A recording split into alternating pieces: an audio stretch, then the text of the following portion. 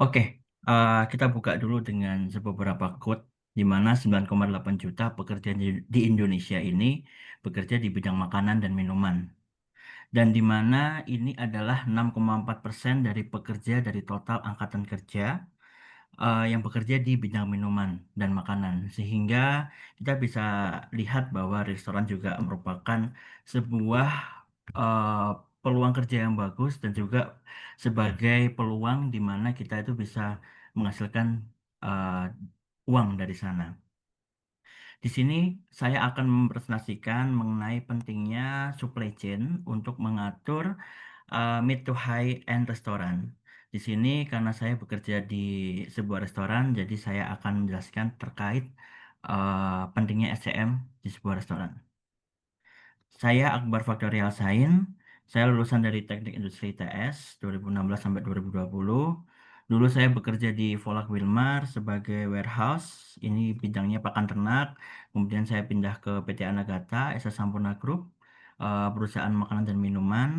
Lalu saya juga mengambil S2 di ITS 2023 dan saya juga mengambil CSCM di 2023 juga. Lalu 2024 ini saya bekerja di PT Forpis, yaitu Pizza Forpis Group sampai sekarang. Daftar isi dari presentasi hari ini ada tiga, yaitu yang pertama adalah Pizza Forpis. Saya akan jelaskan sedikit terkait Pizza Forpis itu bagaimana. Kedua, saya akan memberikan overview terkait supply chain management. Dan ketiga, yaitu pentingnya supply chain management. Oke, di sini Pizza for Peace itu kita memiliki visi untuk make the world smile for peace sehingga kita bukan hanya sebagai restoran, kita juga ingin membuat customer itu kita happy. Di mana For Peace ini udah berdiri di tahun 2011, sudah ada 5 negara, Vietnam, India, Jepang, Kambodia, dan Indonesia. Dan di sini saya menghandle di Indonesia. Ini adalah restoran dari kami. Dan di Indonesia sudah berdiri tahun Desember kemarin 2024. Lokasinya sekarang di Jakarta Mori Tower dan rencana akan buka second store di daerah Senopati, Jakarta. Oke, saya mulai terkait supply chain management, di mana supply chain management atau manajemen rantai pasok ini adalah proses mengelola hubungan antara pihak-pihak dari hulu sampai hilir untuk menciptakan nilai optimal konsumen dengan biaya yang lebih efisien bagi seluruh jaringan rantai pasok. Jadi hulu ke hilir ini adalah proses di mana dari segi procurement sampai kita bisa menjual produk customer. Kalau dalam restoran kita bisa nge-serve untuk produk untuk menu kepada customer. Dan manajemen rantai pasok sendiri yaitu pengelolaan aliran barang, informasi ataupun uang antara dan di dalam setiap tahapan dari rantai pasokan. Di sini saya akan menjelaskan mengenai step by step terkait supply chain management di sebuah restoran dari segi awal dari hulu sampai ke hilir. Peran penting supply chain management yang pertama yaitu sebagai procurement. Jadi eh, kadang orang menganggap procurement dengan purchasing ini sama, tapi sejatinya procurement ini lebih fokus dalam kita mencari supplier. Dan di mana dalam restoran hal ini sangatlah penting karena dalam restoran kita harus mengetahui menu manakah yang akan kita serve kepada customer sesuai dengan taste dari chef ataupun dari tim operasional. Jadi ketika chef udah melakukan testing food dan juga udah ACC untuk produk yang akan di launch untuk menu adalah A, B, C, D, kita harus mencari item sesuai dengan kriteria yang diperlukan. Dan di mana dari segi procurement kita harus menyiapkan adanya kontrak. Kontrak itu adalah hal yang paling penting untuk kerjasama di sebuah restoran. Karena dengan adanya kontrak kita bisa istilahnya lebih mengikat harga antara restoran dengan supplier. Karena kalau harga yang kita beli itu fluktuatifnya cukup tinggi, naik turunnya cukup tinggi, itu akan menyebabkan profit and loss dari sebuah restoran akan cukup berpengaruh dan menu akan cepat untuk berubah harga dan itu tentunya tidak bagus sih untuk consumer. Jadi kita perlu kerjasama dengan baik kepada supplier terkait kontrak. Dan ketika membuat kontrak, ada baiknya kita harus melakukan negosiasi disertai dengan forecast. Jadi forecast ini adalah perkiraan untuk pembelian barang atau item dari supplier, baik itu produk fresh food, produk dry food, kita harus sudah memberikan forecast selama setahun, sehingga kita bisa negosiasi dengan harga yang cukup bagus kepada supplier. Dengan adanya kontrak yang baik, kita bisa menjalankan proses eh, pembelian dengan baik juga. Tapi selama berjalannya waktu, harga ini juga tetap akan berubah tergantung dari keadaan impor, keadaan ekonomi di dunia ini juga. Jadi dengan kontrak ini, kalau dari Forbes sendiri kita bisa menyampaikan kepada supplier untuk menginformasikan semaksimal mungkin 1 bulan. Jadi kita bisa, at least kita bisa menjaga harga itu maksimal 1 bulan, sehingga harga tidak terlalu naik dan kita bisa stok di awal. Kemudian ketika kita udah menemukan semua supplier, baik supplier makanan, supplier non-food, untuk consumable material dan barang-barang untuk kitchen, kita bisa membuat order dengan membuat purchase order release. Jadi ketika kita udah deal, kita bisa nih membuat PO. Dokumen yang kita perlukan adalah PO, dan biasanya untuk melakukan efisiensi kita menggunakan SAP untuk mengenerate PO tersebut, dan juga langsung kirim otomatis by email ke supplier. Karena PO untuk restoran kita pasti akan sering dilakukan seminggu sekali, pasti ada PO. Jadi misalkan minggu ini saya buka PO. PO akan rilis dan dikirimkan minggu depan. Karena item-item yang dibeli dari restoran tidak hanya produk yang memiliki expired date yang lama. Sebagai contoh, saya beli buah, sayur. Itu tidak mungkin kita bisa membeli dalam waktu yang cukup lama. Sehingga peran pentingnya supply chain dan peran pentingnya komunikasi dengan supplier sangat penting di sebuah restoran. Di sini saya mengkategorikan produk yang saya order adalah food dan juga non-food, di mana food ini terdiri dari fresh food yaitu buah, sayur, bisa jadi daging, ikan, dan lain-lain. Kemudian untuk non-food, saya bagi terkait consumable material, seperti barang yang sering cepat keluar, seperti tisu, karena kita juga harus memberikan kepada customer. Kemudian peralatan panci dan kompor dan lain-lain, itu saya kategorikan sebagai non-food.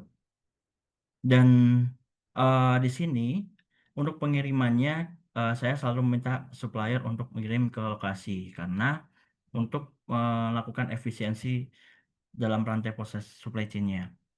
Dan dokumen dibutuhkan adalah purchase order dan delivery order, atau kita sebut dengan surat jalan. Karena ketika sampai ke store, admin yang bertanggung jawab harus mengecek apakah PO sudah sesuai dengan DO.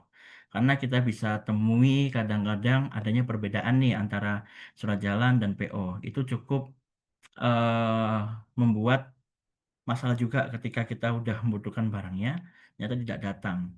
Nah, peran pentingnya supply chain ketika admin sudah mendapatkan info kalau ada perbedaan, harus diinfokan kepada procurement untuk disampaikan kepada supplier.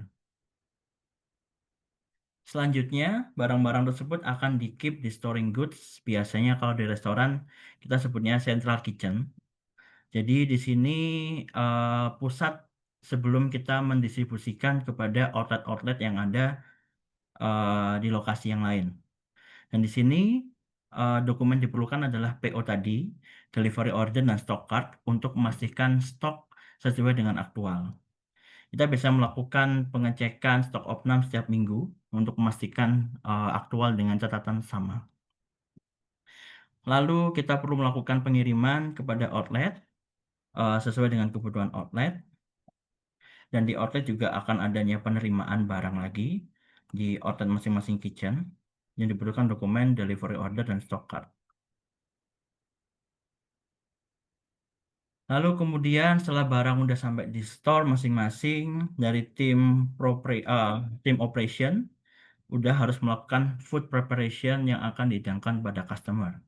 Tentunya dokumen-dokumen ini yang sudah diperlukan adalah SOP, wastage record, karena Dengan kita bisa men-tracking adanya wastage dari makanan, misalkan makanan jatuh, makanan yang udah spoil dan rusak dan sebagainya, kita harus bisa memanage sehingga kita tahu nih, kita bisa melakukan improvement, perbaikan apa yang harus diperbaiki sehingga tidak adanya terjadi pembuangan bahan makanan. Dan tentunya dalam operation juga harus memiliki stock card untuk work in product. Bisa kita sebut dengan semi food, semi product, dan juga harus ada record untuk finish good. Kemudian ketika makanan udah siap, kita serving kepada customer, pasti ada customer order dan bill. Kita pasti menggunakan POS untuk men-tracking menu manakah yang dijual di hari tersebut, sehingga kita bisa menarik data tersebut ke SAP, sehingga kita tahu nih pengeluaran untuk dijual berapa, supaya kita bisa menghasil tahu profit dan loss yang kita dapatkan setiap harinya. Kemudian setelah itu kita juga ada program sustainability karena Pizza for Peace juga menerapkan adanya sustainability. Jadi misalkan untuk botol minum kita bisa melakukan recycle kembali, kekirim ke supplier lagi untuk dilakukan daur ulang kemudian. Dan juga untuk sisa-sisa makanan kita kerjasama dengan peternakan ayam, eh, makanan bukan semua makanan ya, makanan yang bisa untuk peternakan ayam kita berikan kepada peternakan ayam sehingga makanan tadi tidak dibuang dengan sia-sia, kita bisa sustainability dan kita bisa mengurangi adanya waste yang terbuang. Setelah itu, setelah adanya pengembalian itu, kita akan melakukan order lagi. Karena dalam restoran kita harus sering melakukan PO dan setiap minggu pasti ada PO khususnya untuk makanan yang fresh food.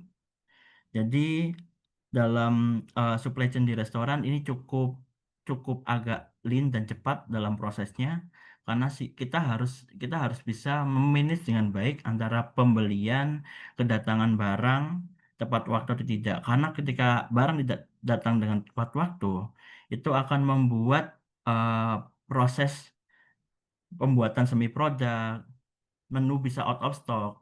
Nah, seperti hal-hal itulah yang sering terjadi. Oleh karena itu, peran supply chain, peran komunikasi kepada setiap anggota-anggota supply chain dalam rantai pasokan sangatlah penting. Di sini pentingnya, saya jelaskan mengenai pentingnya supply chain management,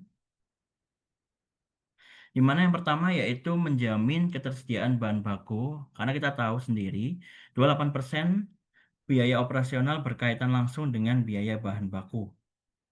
Jadi di sini dengan adanya kita diskusi dengan supplier, mereka harus bisa memenuhi kebutuhan bahan baku yang kita perlukan.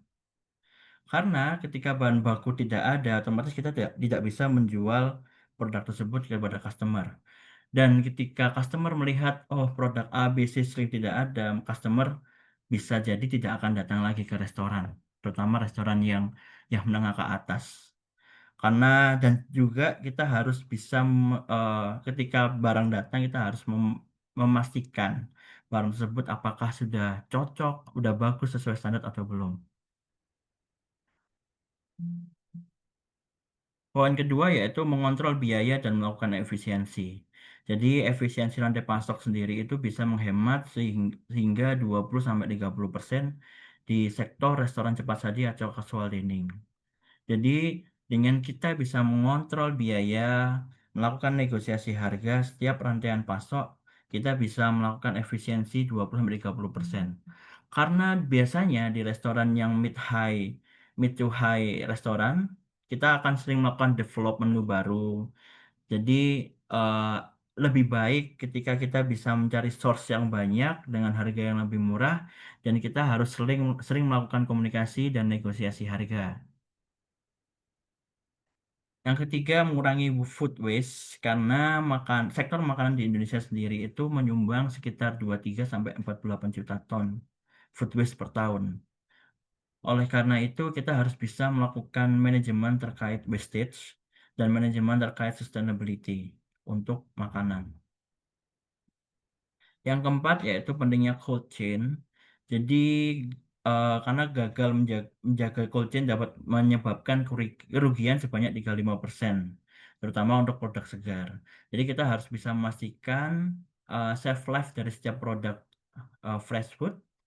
Contohnya buah, setiap buah juga memiliki karakteristik masing-masing, bisa hanya sehari, 2 hari, seharusnya juga seperti itu, sehingga kita harus bisa memanage dengan baik mengenai pergerakan produk tersebut dari supplier hingga kita keep ke freezer ataupun ke chiller di restoran kita. Izin waktu Pak Akbar. Oh ya, baik. Yang kelima yaitu mengenai transparansi dan keberlanjutan, karena 66% sendiri konsumen global ini menyatakan lebih memilih restoran menggunakan bahan lokal dan berkelanjutan.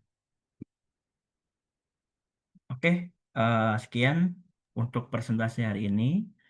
Kalau misalnya ada pertanyaan, bisa langsung ditanyakan dan bisa mengontak saya by email, LinkedIn, atau by WhatsApp. Terima kasih.